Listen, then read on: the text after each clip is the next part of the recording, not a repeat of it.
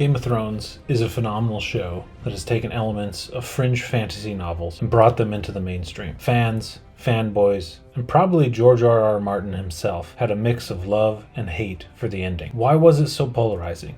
And how can I say it was good but you hated it? First, we have to ask, what is Game of Thrones about? If you've watched any of my videos so far, you know I'm not going to summarize the actual happenings of the show. The show is not about the family of Ned Stark living their lives and raising wolf pups, or how a show that puts a map front and center all the time constantly forgets how the map works. Game of Thrones is actually a song of ice and fire, and it goes something like this. Once upon a time there was a land called Westeros. In this land there are noble families constantly jockeying for control of the throne. The king dies, and everyone is trying to take the throne in some manner. At the same time, there are rumors of a zombie frozen army in the north. The Stark family, with their stodginess, are warning against the true threat to Westeros. There is a rumor of another threat in the kingdom coming from the east. A young girl who has learned to tame dragons is growing her forces and her power. She claims to want the throne. In short, a tumultuous kingdom has a threat of enslaving ice on one side and devouring fire on the other. Spoiler alert, the young girl Daenerys, like her ancestors before her, goes crazy and burns the city of King's Landing instead of saving it. The main hero of the story is Jon Snow. He is a man born as a bastard into the Starks and is of the lineage of the crazy dragon kings. Jon even has a Christ-like resurrection and is a mixture of ice and fire. He is the one who is able to band the northern men together to anticlimactically kill the White Walker King. He's also the one who murders Daenerys after she goes crazy. Why is such a ridiculous story so popular? The audience knows from the very beginning of the greater threats, at least of the White Walkers. Yet, we see an entire kingdom of people who do not believe, who do not care, and are completely selfish. Many times throughout the story,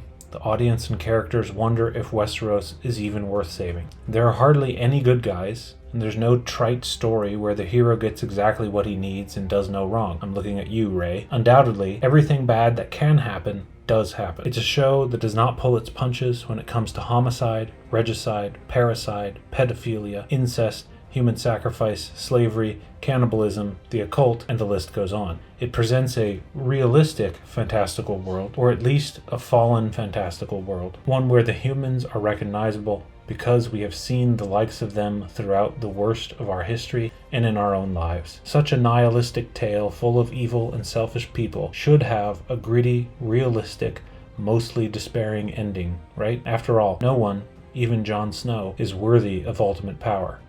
So, how does it end? A group of the surviving noble people vote Bran Stark as their eternal king. I haven't even mentioned him yet. That's how convoluted the ending is. But the White Walker King is killed, Daenerys and the dragons are slain, the civilization is on life support, and who do they turn to? A crippled son of Ned Stark, who has a strange third eye. You see, Bran is not explained well, but at its core, he's been possessed by a being called the Three-Eyed Raven. The role is symbolic, but we also see the Raven has the power of controlling people through time. Most notably, the way that Bran forces Hodor to sacrifice himself echoes backwards in time to affect Hodor as a child. Poor Hodor. Bran possesses the wisdom of having an eye in the past, an eye in the present, and an eye in the future. This is the constant symbolism of what three eyes means. Those with three eyes are wise. So why is the ending both good and bad? Game of Thrones ends when the kingdom that is a chaotic wheel constantly turning comes to a final stop with the one worthy king on top. Wisdom sits on the throne. That is literally good, as in virtue, justice, goodness. A wise king will rule well, and a perfectly all-knowing king, one with three eyes, will rule perfectly. So why did the majority of the audience dislike this ending? Well, it smacks of fairy tales. It also means that when Bran was threatened in the past, he was not actually threatened. He is a god, really. It's the same trope that many stories fall into when there is only one path to navigate through time. Marvel! Nothing is risky. On top of that, the world Martin made cries out from the very beginning that there is no happy ending. None of these characters deserve a happy ending, or if they deserve it, we see that they don't get it. Humanity is unable to stop the wheel because humanity cannot stop fighting each other and being prideful. There is no sacrifice made by Westeros to deserve a wise king. No one has learned to change their ways. Martin seems to have shoehorned an ending in that fits the archetype, but his world was about breaking down the archetypes. The Song of Ice and Fire has had stanza after stanza that resounds through the land that there is no one worthy to be king. There are no gods. There is only the cutthroat game of thrones. Then out of nowhere, the perfect king is handed the throne. What is this? A Disney movie? It makes me wonder, is there something wrong with the ending of Game of Thrones? Or is there something wrong with the world of Game of Thrones?